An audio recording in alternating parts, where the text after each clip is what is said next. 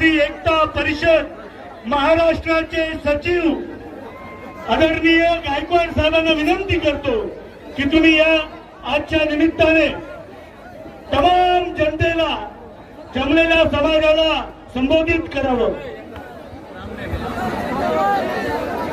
धन्यवाद।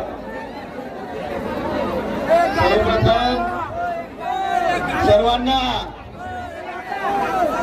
जागतिक आदिवासी दिनाच्या हार्दिक हार्दिक शुभेच्छा। सर्वांना जोहार। जय आदिवासी, जय आदिवासी, जय आदिवासी। आपकी जय जिंदाबाद। महादंडनायक भगवान वीर एकलव्य त्यांचा कपटपणाने इतिहासामध्ये द्रोणाचार्याने अंतर कापून घेतला, तरी देखील आपल्या जिद्दीने आणि हिमतीने धनुर्विद्या शिकून जगात आपलं नाव कमावणारं, आपल्या समाजाचं नाव कमावणारं आराध्य दैवत भगवान वीर एकलव्य यांचा मी मानाने नमन करतो, वंदन करतो। त्याच पद्धतीने या महाराष्ट्रामध्ये जुलमी सत्तेला आव्हान देणारं आणि स्वराज्याची स्थापना करण्यासाठी तळागाळातील मावळ्यांना आणि रयतेला उभं करून संघर्षाला लावून रयतेचं राज्य उभं करणारा कुडवाडी भूषण छत्रपती शिवाजी महाराज। त्याच पद्धतीने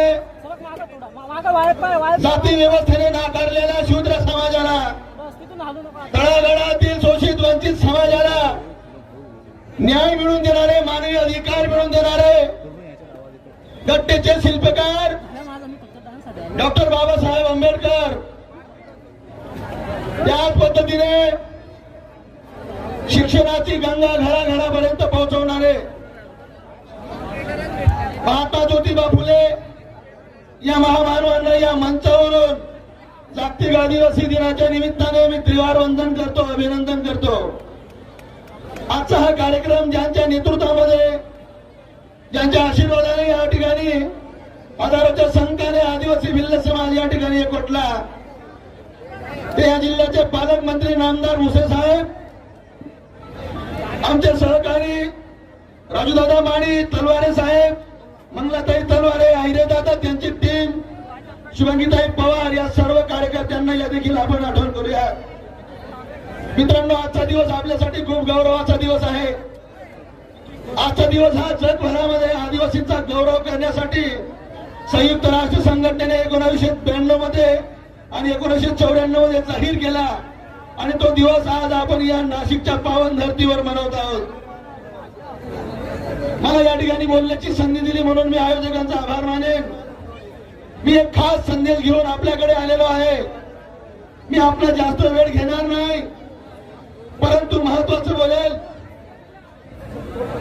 या ठिकाणी मी या ठिकाणी आलेलो आहे तो एक विशिष्ट असा संदेश घेऊन माननीय नामदार, आपल्या राज्याचे आणि जिल्ह्याचे मंत्री साहेब यांच्या समोर काही व्यथा मांडू इच्छितो। एक 5 मिनिटात मी माझं मनोगत संपवेल। नुकतंच आपण या ठिकाणी वेगवेगळ्या योजनांच्या माध्यमातून साहेबांच्या नेतृत्वामध्ये आपण विकासाची गंगा समाजाच्या घरापर्यंत पोहोचलेली पाहिली। मनाला खूप मनस्वी आनंद झाला। असं वातावरण, असा विकास राज्याच्या प्रत्येक कोपऱ्यापर्यंत पोहोचलं पाहिजे। परंतु दुर्दैव आहे साहेब, गेल्या 4 वर्षापासून आम्ही ज्या भील विकास आराखड्यासाठी संघर्ष करत आहोत, माझं शिक्षण मास्टर ऑफ पॉलिटिकल सायन्स झालेलं आहे नॉर्थ युनिव्हर्सिटी, महाराष्ट्र, उत्तर महाराष्ट्र विद्यापीठ। साहेब, आम्ही 2-4 वर्षापासून अख्ख्या महाराष्ट्रातील भिल्ल समाजाला न्याय मिळावा यासाठी आम्ही प्रयत्न करत आहोत, संघर्ष करत आहोत। आमची भिल्ल विकास आराखडा समितीने एक आराखडा तयार केलेला आहे आणि तो आपल्या समोर आम्ही 5 मिनिटात मांडू इच्छितो। महाराष्ट्राची लोकसंख्या आहे 12 करोड, त्याच्यामध्ये 1,25,00,000 लोकसंख्या आदिवासींची आहे। त्याच्यामध्ये जर आपण टक्केवारी काढली, 45 जमातींमध्ये भिल्ल समाज हा 40% आहे। म्हणजे जवळजवळ आमची 45 लाख लोकसंख्या महाराष्ट्रामध्ये नंदुरबार, धुळे, नाशिक, जळगाव, नगर, बुलढाणा या 4 तालुक्यांमध्ये भिल्ल समाज हा बहुसंख्येमध्ये आहे. आदिवासी विकास विभागाची योजना येतात. 17,000 कोटीचा बजेट आदिवासी विकास विभागाचा आहे, परंतु भिल्ल समाजाच्या घरापर्यंत तो विकास पोहोचला नाही. याचं कारण आहे का आदिवासी समाजामध्ये भिल्ल समाज हा मोठ्या संख्येने असताना देखील विकासाची योजना याच्यापर्यंत पोहोचली नाही. आमची मागणी आहे, आदिवासी भिल्ल समाजाचा खरा विकास करायचा असेल, सामाजिक, शैक्षणिक, आरोग्याचा विकास करायचा असेल तर लोकसंख्येच्या अनुपातमध्ये भिल्ल विकास आराखडा तयार करून भिल्ल समाजाचा खऱ्या अर्थाने आपण विकास केला गेला पाहिजे. भिल्ल समाजाची शैक्षणिक स्थिती जर आपण पाहिली तर साहेब 30% भिल्ल समाजाची आपल्या शैक्षणिक स्थिती झालेली आहे. आणि म्हणून आमची विनंती अशी असेल का येणाऱ्या दिवसामध्ये भिल्ल समाजाला न्याय मिळवून देण्यासाठी आपल्या अधिकार क्षेत्रामध्ये, आपल्या नेतृत्वामध्ये महाराष्ट्रामध्ये एक समिती तयार करावी आणि त्या समितीच्या माध्यमातून तमाम आदिवासी भिल्ल समाजाला न्याय मिळावा अशी आमची मनापासून इच्छा आहे. आणि सदैव आम्ही आपल्या पाठीशी राहू. आम्ही पूर्ण महाराष्ट्रावर आपल्या सोबत राहू. शैक्षणिक आणि सामाजिक स्थिती आमची सुधारावी या दृष्टीने आमचा प्रयत्न आहे. हा संपूर्ण सामाजिक आणि आर्थिक विकास आराखडा आपण मंजूर करावा अशी आमची नम्र विनंती आहे.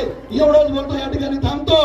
आणि आम्हाला विश्वास आहे का ज्या शिवाजी महाराजांच्या अष्टप्रधान मंडळमध्ये बहिर्जी नाईक नावाचा भिल्ल समाजाच्या माणसाला आपण न्याय दिलं, गुप्तहेर खात्याचं मंत्री बनवलं, आम्हाला विश्वास आहे भिल्ल विकास आराखडा आपल्या नेतृत्वामध्ये मंजूर होईल अशी अपेक्षा ठेवतो. आणि जागतिक आदिवासी दिवसाच्या निमित्ताने इथं थांबतो. आपली जय जिंदाबाद.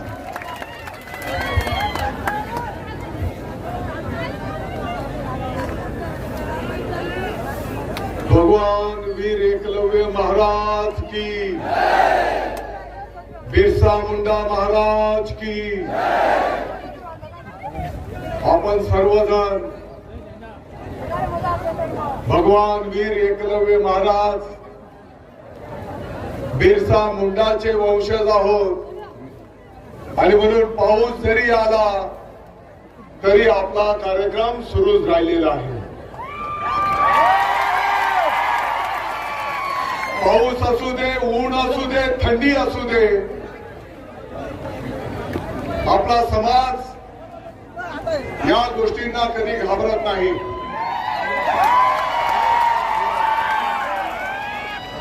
मी आपल्याला मालेगावकरांना एक आनंदाची बातमी देऊ इच्छितो. गायकवाड साहेब कुठे आहेत? लाईव्ह एक नंबर आणि सर्व मालेगावची कमिटी आपली जी मागणी आहे की संपूर्ण महाराष्ट्राच्या भिल्ल आदिवासी समाज बांधवांचा आराखडा, विकास आराखडा झाला पाहिजे. आणि म्हणून येणाऱ्या 15 दिवसाच्या आत मी स्वतः या महाराष्ट्राच्या भिल्ल आदिवासी बांधवांचं नेतृत्व करेल आणि आपल्या महाराष्ट्राची, आपल्या महाराष्ट्राचं एक शिष्टमंडळ मी स्वतः आपल्या आदिवासी विकास मंत्री महोदयांकडे घेऊन जाईल आणि त्या ठिकाणी मी चर्चा घडवून आणेल. एवढंच मी या निमित्ताने सांगतो. आपलं सर्वांचे मी आभार मानतो. जय हिंद. या ठिकाणी